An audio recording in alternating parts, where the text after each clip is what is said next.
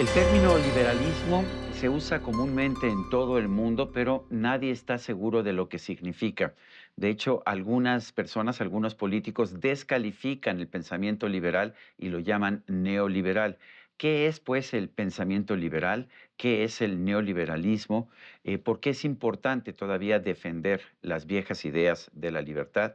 Yo quiero agradecer la presencia en este programa de Roberto Salinas, director del Centro Latinoamericano de Atlas Network. Gracias por estar con nosotros en la entrevista. Lo primero que te quiero preguntar es, ¿qué es neoliberalismo y qué es liberalismo? Bueno, una pregunta fundamental. Muchas gracias, Sergio, por la oportunidad de esta conversación. Es un tema toral en las discusiones públicas hoy en día. De mi punto de vista, el neoliberalismo se ha definido como la fuente de todos los males. Entonces, si iniciamos con esa discusión, Ya es pues, como una pues ya, descalificación, ya es es un una insulto, ¿no? descalificación. Eres un neoliberal, no vale la pena No hablar vale la contigo. pena hablar contigo porque todo lo que estás a favor de todo lo peor del mundo, las desigualdades, la pobreza, la miseria, la degradación cultural, la degradación ambiental. Hay textos que podemos citar de varios autores muy reconocidos que prácticamente definen así el neoliberalismo. Y entonces cuando se opone López Obrador o cualquier otro político latinoamericano a las largas noches neoliberales, pues caray, yo también. Si de eso se trata, yo también me voy a oponer. Ahora, liberalismo significa etimológicamente nuevo liberalismo. Tiene que tener algo que ver con el liberalismo que yo siempre he conocido, el liberalismo de John Stuart Mill, el liberalismo de Mises, el de von Montesquieu. Hayek, el de Montesquieu, que es la defensa de la libertad del individuo. De hecho, en México hay una tradición, una riquísima tradición liberal Ujú. que data de más de 250 años, pero personajes como José María Luis Mora, Daniel Cosío Villegas, todos con varias diferencias de opinión entre ellos, Pero todos liberales. pero todos liberales porque creen en una serie de principios fundamentales. Los principios fundamentales, de mi punto de vista, del liberalismo son la protección de las libertades individuales, Ujú. entre otras. La tolerancia. La tolerancia es absolutamente fundamental para una sociedad abierta y liberal en donde se puede celebrar una conversación civilizada sobre temas, en donde el disenso se celebra, porque es parte de lo que implica vivir en una cultura de intercambio de ideas. Tú encabezas un proyecto que me encanta, la Alamos Alliance, es una conferencia económica con economistas principalmente de Estados Unidos y México, pero en realidad internacional. Pero lo interesante es que los puntos de vista son diferentes, aunque son todos con un matiz de liberalismo, son todos creen en la libertad. Eh, y sin embargo, nadie descalifica a otro por no tener sus mismas ideas. Y tú que has presenciado estas reuniones, Sergio, has sido parte importante de estas reuniones, has visto cómo hay enormes diferencias de opinión y a veces las confrontaciones pueden ser bastante sabrosas, con mucha sal y pimienta, pero en el fondo se trata de conversar, no es nada personal y el abuso de etiquetas es lo que sí no está permitido. Si ya, por ejemplo, una Mariana Mazzucato, hoy en día Joseph Stiglitz, Danny Roderick, otros intelectuales públicos que llegan y dicen, no, es que eso es neoliberal, ya se acabó la conversación. Ya no hay diálogo, ya no hay debate. El Pues qué propio, aburrido. el propio presidente López Obrador descalifica constantemente a quienes tienen ideas diferentes a las suyas y dice es que es un neoliberal, facho y conservador. Y ya se acabó el argumento. ¿Cómo puede ser fascista siendo liberal Sí. y cómo puede ser neoliberal y conservador al mismo tiempo? No entiendo.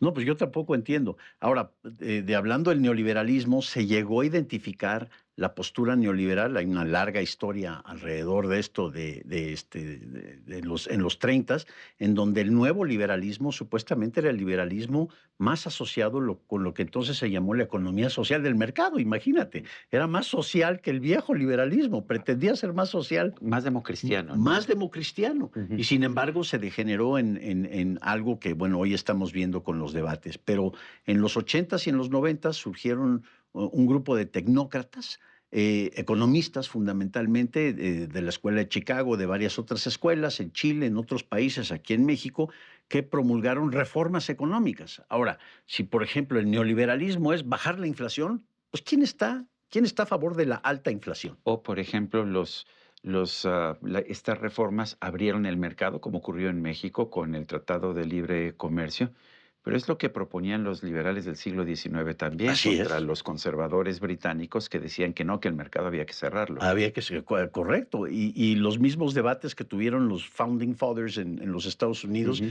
Hamilton, Madison y demás, algunos que querían más protección, otros que sí abrazaban la idea de las fronteras abiertas. Hoy lo estamos viendo como ahora, curiosamente, los demócratas en Estados Unidos parecería estar más a favor en la apertura comercial que los republicanos que están dominados por pues, esta El mentalidad pensamiento de Donald proteccionista Trump. De de hecho, Donald Trump. a mí lo que me sorprende es que ahora pues son conservadores, tanto los demócratas como los republicanos en Sí, Estados Unidos quieren cerrar el mercado, sí.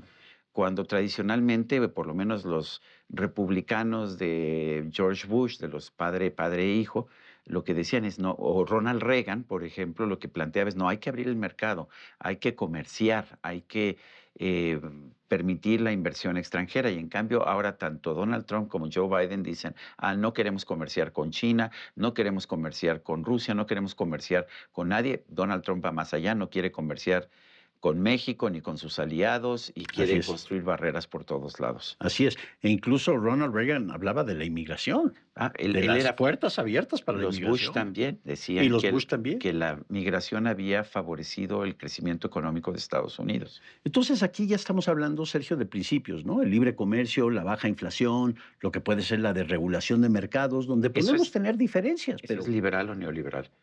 no, eso yo diría que es liberal, O pero si sea, lo calificas de neoliberal, hablemos de los principios y no de la etiqueta.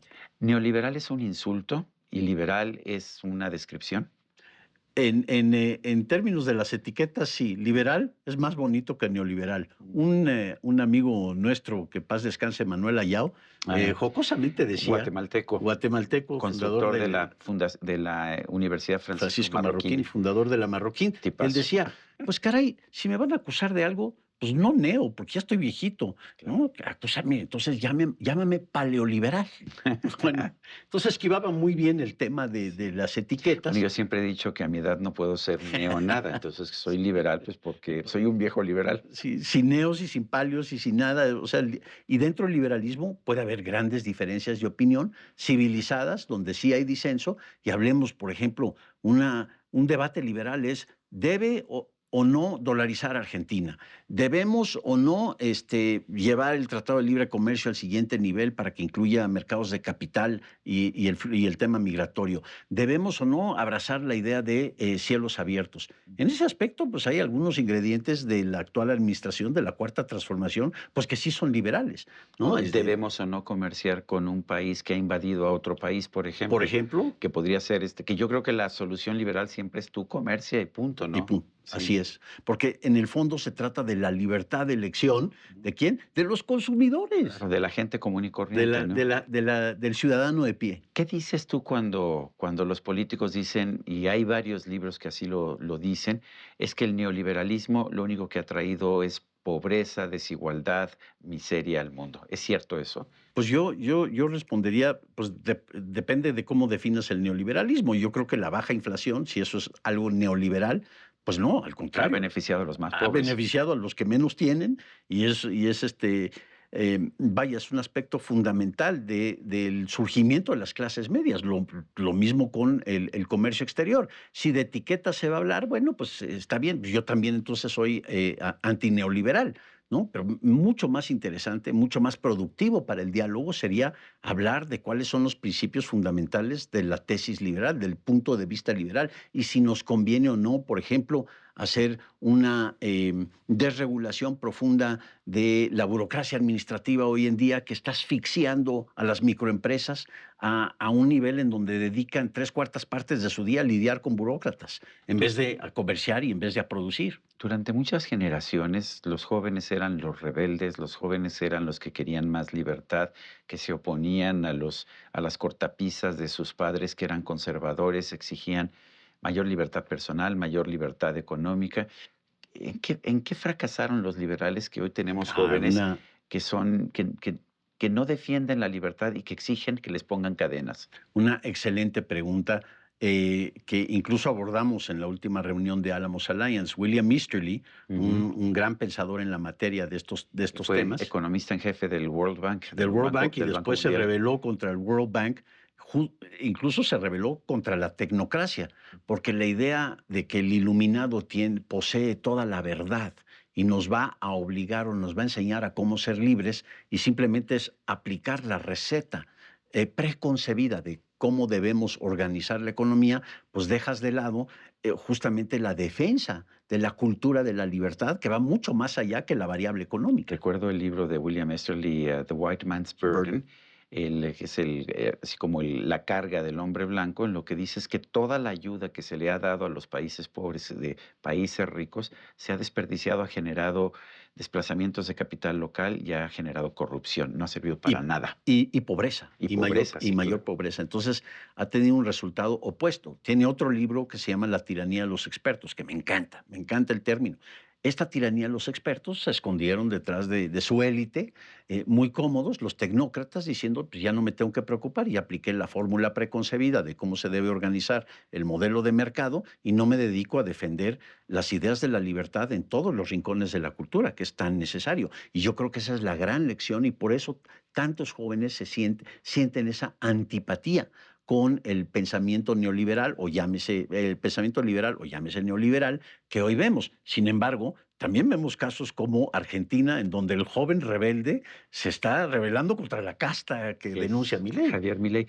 Antes de terminar el programa, yo quiero preguntarte, porque se te ha atacado en redes sociales y en artículos políticos porque eres cabeza de una organización que se llama Atlas Network. Y lo que nos dicen es que es lo peor de lo peor de la extrema Así es. derecha que busca imponer dictaduras. ¿Qué busca Atlas Network? Y tú eres pues el director de este centro Gracias por la del pregunta. Atlas Network. Busca profundizar un mayor entendimiento de las ideas de la libertad. Nada más y nada menos. ¿Y por qué es malo eso?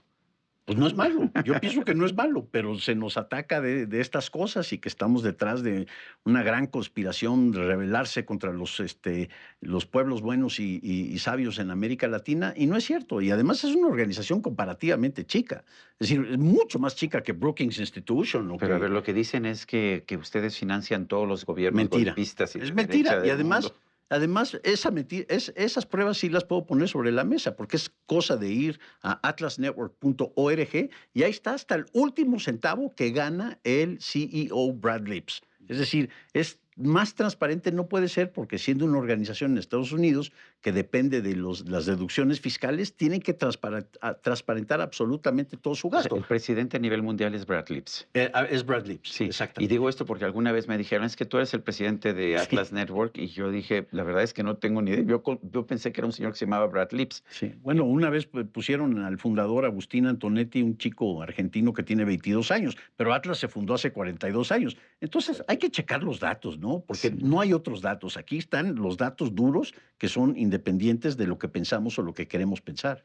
Entonces, Atlas Network lo que busca es difundir ideas. Difundir ideas, promover ideas, claro que vamos a denunciar cosas como criminalizar el disenso, como lo ha hecho Maduro en Venezuela, y vamos a defender pues, las voces independientes como María Corina Machado, pero sin ánimo político. No es ni de derecha, ni de izquierda, ni de arriba, ni de abajo, sino todo lo contrario. No hay etiquetas aquí. Son las ideas de la libertad, punto. Y dentro de eso, claro que puede haber una gran cantidad de disenso, como lo hay dentro de Atlas Network, pero de eso se trata. Roberto Salinas, director del Centro de Información de Atlas Networks en Latinoamérica. Gracias por esta plática. Muchas gracias, Sergio. Y a usted, amigo televidente, que al vernos y escucharnos hace posible este programa, se lo agradezco también. Esto es todo por hoy, pero no se le olvide. Nos vemos la próxima.